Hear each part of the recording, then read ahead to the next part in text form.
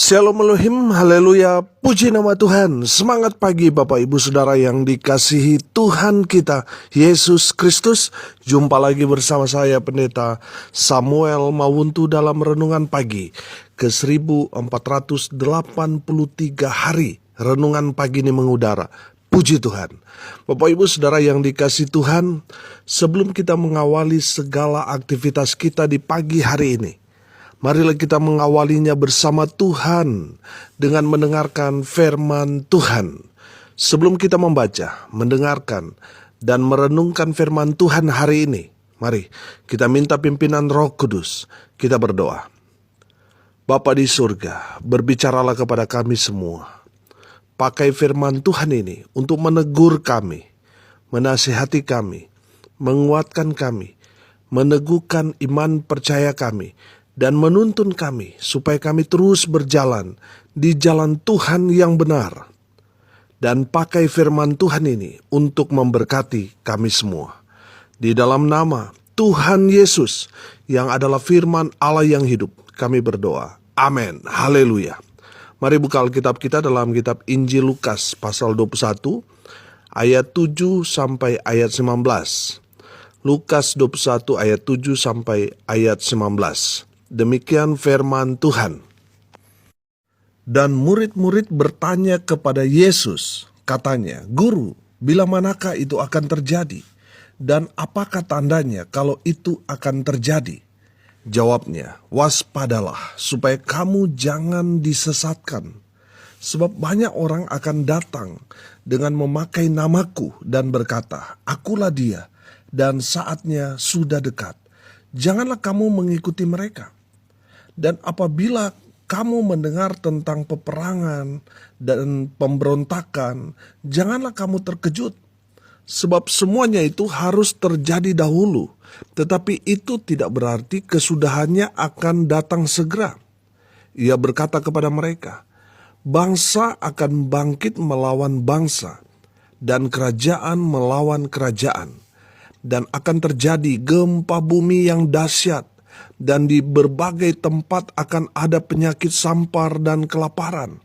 Dan akan terjadi juga hal-hal yang mengejutkan dan tanda-tanda yang dahsyat dari langit. Tetapi sebelum semuanya itu, kamu akan ditangkap dan dianiaya. Kamu akan diserahkan ke rumah-rumah ibadat dan penjara-penjara. Dan kamu akan dihadapkan kepada raja-raja dan penguasa-penguasa oleh karena namaku. Hal itu akan menjadi kesempatan bagimu untuk bersaksi. Sebab itu tetapkanlah di dalam hatimu, supaya kamu jangan memikirkan lebih dahulu pembelaanmu. Sebab aku sendiri akan memberikan kepadamu kata-kata hikmat, sehingga kamu tidak dapat ditentang atau dibantah lawan-lawanmu.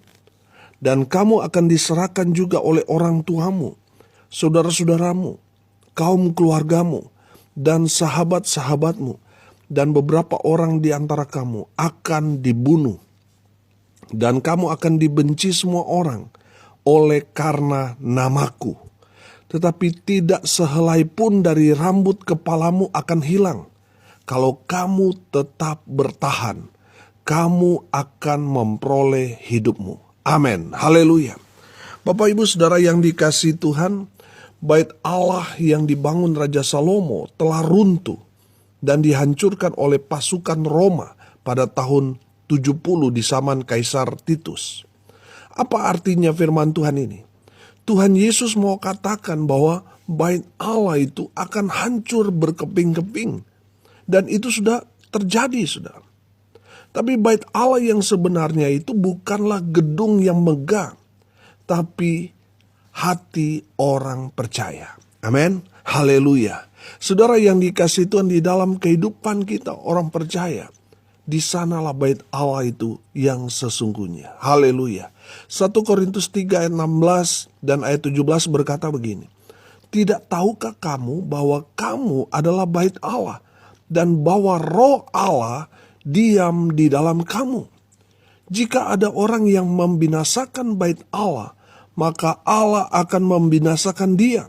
Sebab bait Allah adalah kudus, dan bait Allah itu ialah kamu. Haleluya. Bapak Ibu Saudara yang dikasihi Tuhan, kalau kita melihat kebenaran firman Tuhan ini, meneguhkan kita bahwa gereja Tuhan bukanlah gedung. Ada berapa banyak orang memegahkan gedung gerejanya. Gedung gereja yang fasilitasnya wah dan sebagainya. Saudara, buat apa gedung gereja yang wah, tetapi tidak ada kebangunan rohani terjadi di sana? Saudara, ada berapa banyak hamba Tuhan, bahkan orang Kristen membangun gerejanya, tetapi tidak ada kebangunan rohani terjadi di dalam gereja tersebut. Saudara yang dikasihi Tuhan, gereja yang sesungguhnya yang harus dibangun adalah orang percaya, di mana mereka dibangun iman mereka, dibangun persekutuan mereka dengan Tuhan, dan seterusnya. Itulah yang harus dikerjakan gereja Tuhan. Karena sekali lagi, gereja bukanlah gedung. Buat apa jemaat yang banyak, gedung yang megah, tetapi tidak ada pertumbuhan iman di sana? Saudara yang dikasihi Tuhan, mungkin saudara merintis pelayanan, jemaat 2-3 orang, tetapi ada pertumbuhan iman yang luar biasa terjadi di sana. Itu yang lebih penting, saudara. Daripada bentuk fisik yang mewah, megah, tapi tidak ada kebangunan rohani terjadi di sana.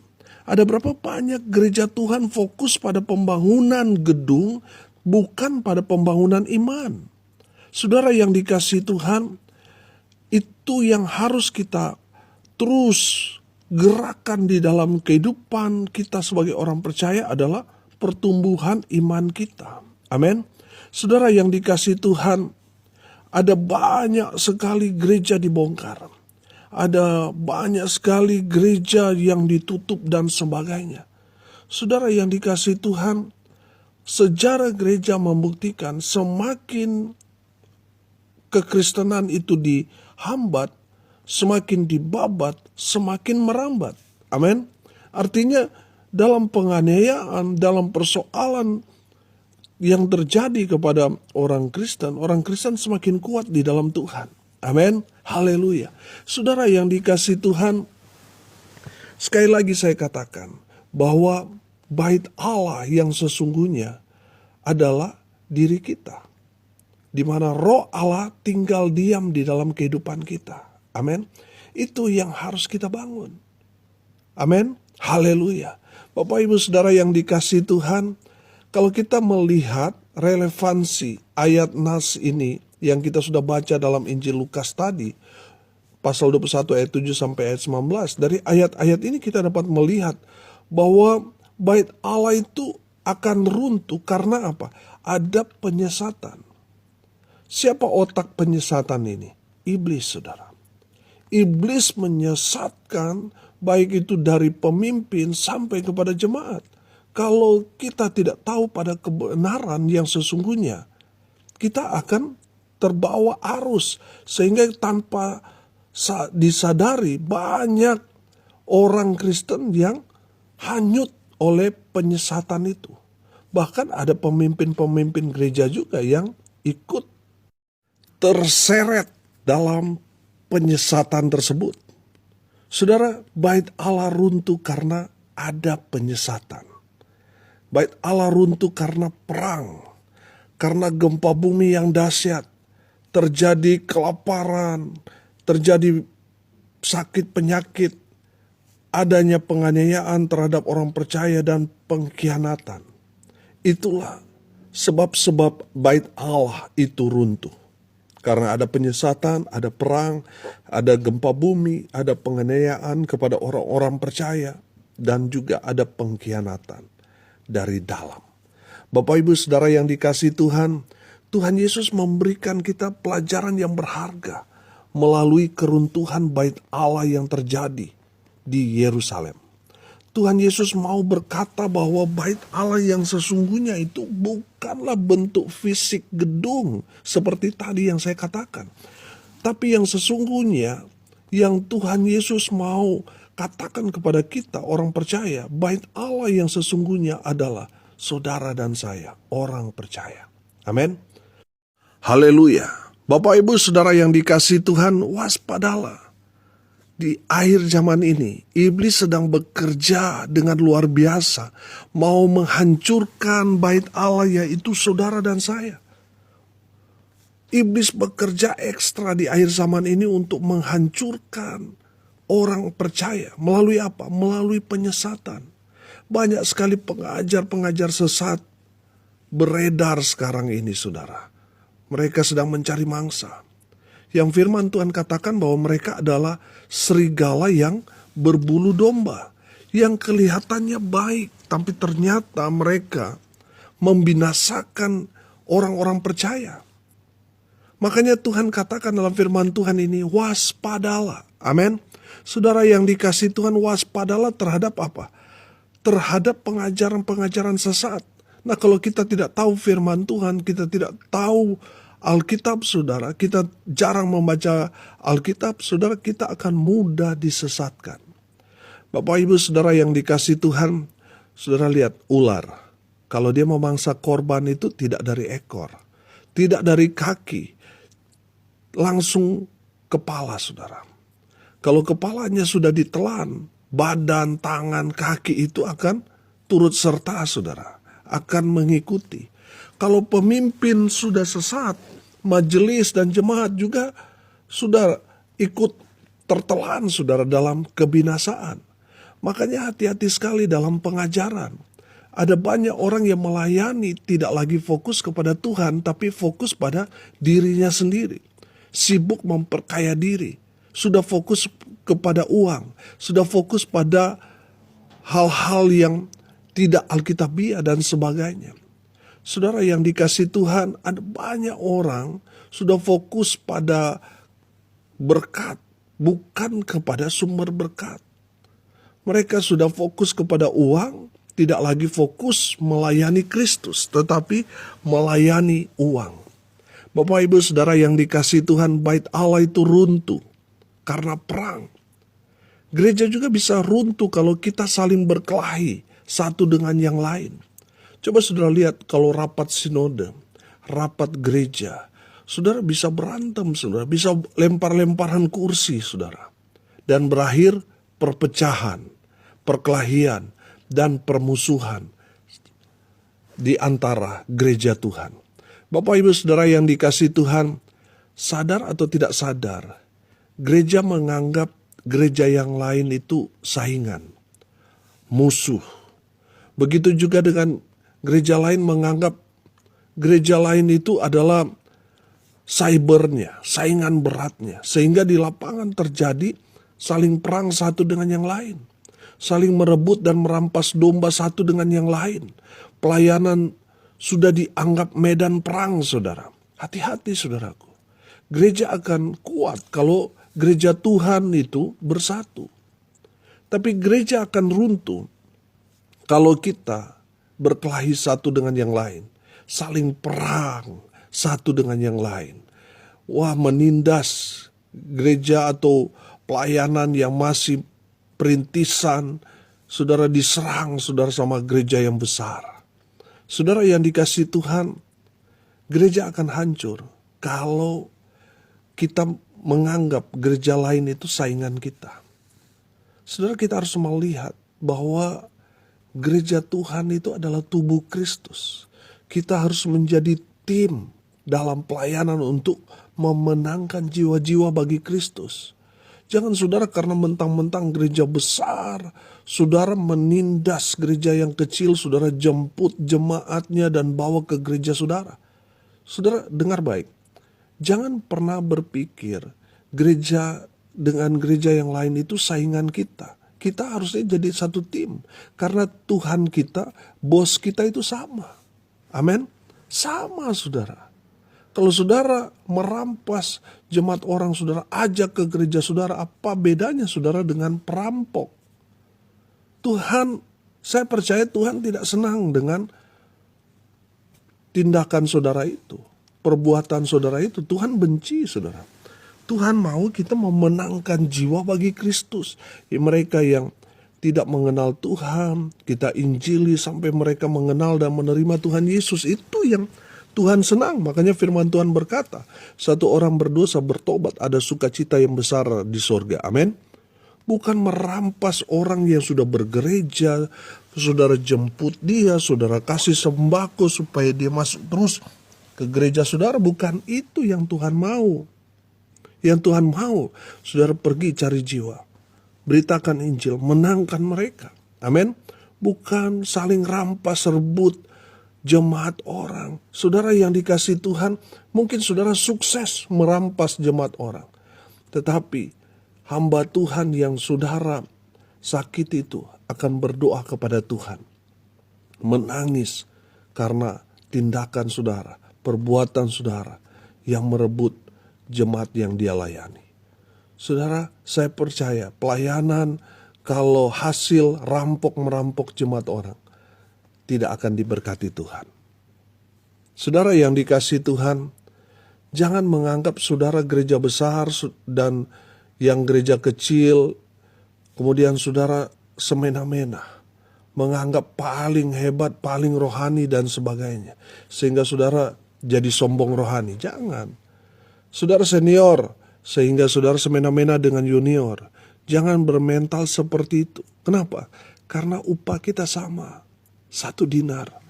Mau jemaat saudara mungkin hanya 1-2 orang dan 1.000-2.000 orang. Upah kita sama. 1 dinar. Jadi jangan saling sikut satu dengan yang lain, saling gigit satu dengan yang lain. Jangan. Kita harus saling bersama-sama. Gereja besar support yang kecil. Maka pelayananmu akan diberkati Tuhan dengan luar biasa. Amin. Tuhan mau kita bergandengan tangan. Gereja besar, gereja kecil, senior dan junior bergandengan tangan untuk bersatu. Kita ini tubuh Kristus yang terpecah-pecah. Di saat kita bersatu, siapa yang berani lawan kita? Saya percaya kalau gereja Tuhan bersatu, gereja kuat. Amin. Haleluya. Saudara, yang berikut, bait Allah itu hancur karena ada tanda alam yang dahsyat berupa gempa bumi. Sehingga terjadi kelaparan, terjadi sakit penyakit. Saudara, bait Allah yaitu gereja akan hancur kalau di dalamnya saling guncang satu dengan yang lain. Gereja akan hancur kalau gereja Tuhan tidak diberi makan makanan rohani yang sehat. Saya percaya kalau tubuh kita sehat, rohani kita sehat, virus tidak akan mengena dalam kehidupan kita karena kita sehat jasmani dan rohani. Amin. Dengar baik. Kalau Tuhan izinkan gempa terjadi dalam kehidupan kita, ada masalah, persoalan, pergumulan terjadi dalam hidup kita, menyerang ekonomi kita sehingga kita lapar. Di saat kita kelaparan secara fisik, maka imun kita menurun. Iblis akan sangat mudah menyerang kita dengan virus yang dia kirim untuk menghancurkan iman saudara. Makanya jaga hidupmu agar tetap kuat di dalam Tuhan. Supaya tetap sehat, iman saudara, jasmani saudara, rohani saudara tetap sehat. Makanya baca terus firman Tuhan. Karena firman Tuhan itu adalah kekuatan kita, makanan kita. Makanya kalau kita tidak makan, kita lemah. Makanya baca firman Tuhan, maka kita akan selalu kuat di dalam Tuhan. Amin. Saudara, bait Allah hancur karena imam-imam ditangkap dan dianiaya. Dengar baik. Gereja Tuhan harus tetap berdiri walaupun saudara dan saya dianiaya. Ampuni mereka yang menganiaya kita. Kita harus mengasihi mereka. Jangan membalas kejahatan dengan kejahatan. Tetaplah mengasihi orang yang menganiaya kita. Dengan cara apa? Mendoakan mereka. Bukan berarti saudara mendoakan yang jelek-jelek ya. Tuhan, saya sudah dianiaya, ambil nyawanya. Bukan itu yang Tuhan mau. Tuhan mau kita mendoakan mereka yang menganiaya kita supaya mereka bertobat. Amin. Itu yang Tuhan mau. Doakan mereka. Mereka tidak tahu apa yang mereka perbuat. Tuhan mau kita tetap mengasihi mereka. Seperti ajaran Kristus Yesus Tuhan kita. Kasihilah musuhmu. Amin. Tuhan mau kita mengasihi. Bukan hanya orang yang kita kasihi. tetapi orang-orang yang membenci kita, orang-orang yang menganiaya kita, orang-orang yang menjadi musuh kita, Tuhan mau kita mengasihi mereka dengan mendoakan mereka. Amin. Kalau pemimpin kita ditangkap, dianiaya, kita jangan hancur hati. Tetaplah percaya kepada Tuhan. Amin. Tuhan mau ajarkan kita supaya kita menggantungkan hidup kita hanya kepada Tuhan. Haleluya. Ada orang yang ketika pemimpinnya mati, dia putus asa, saudara, karena dia sangat mengasihi pemimpinnya. Saudara, Tuhan mau ajarkan kepada kita supaya sekalipun kita kehilangan pemimpin kita, leader kita, iman kita tetap kuat di dalam Tuhan. Amin. Jangan menyerah, jangan putus asa, jangan takut. Karena pemimpin kita mungkin sudah lari atau mungkin sudah meninggalkan dunia ini dan sebagainya. Kita harus tetap kuat.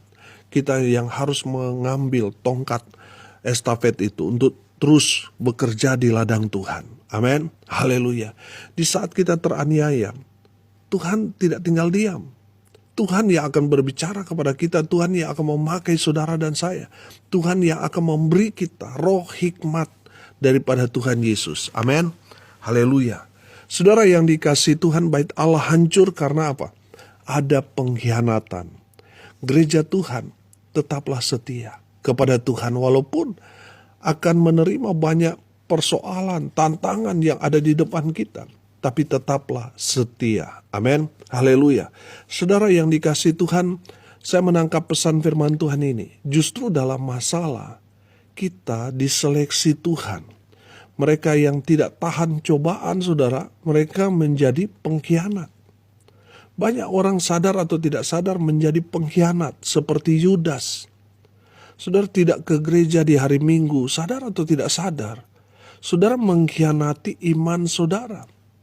Ada banyak orang yang berkhianat kepada Tuhan hanya karena uang, hanya karena ingin mengejar karir, hanya ingin supaya kaya, dapat jodoh, dan seterusnya. Akhirnya apa? Mengkhianati imannya. Bapak Ibu Saudara yang dikasihi Tuhan, justru di tengah pergumulan, persoalan, penganiayaan, penolakan, kebencian yang kita alami, itu justru ujian iman saudara dan saya. Amin. Mereka yang bertahan dalam kesetiaan, dalam iman percaya kepada Tuhan Yesus, mereka akan memperoleh mahkota. Mereka akan memperoleh hidup yang kekal dari Tuhan Yesus. Amin. Haleluya. Bapak Ibu Saudara yang dikasihi Tuhan, hari ini kita belajar supaya gereja Tuhan tidak hancur seperti pengalaman orang Israel, di mana gedung yang mereka bangga-banggakan, yaitu bait Allah yang dibangun Raja Salomo, hancur berkeping-keping.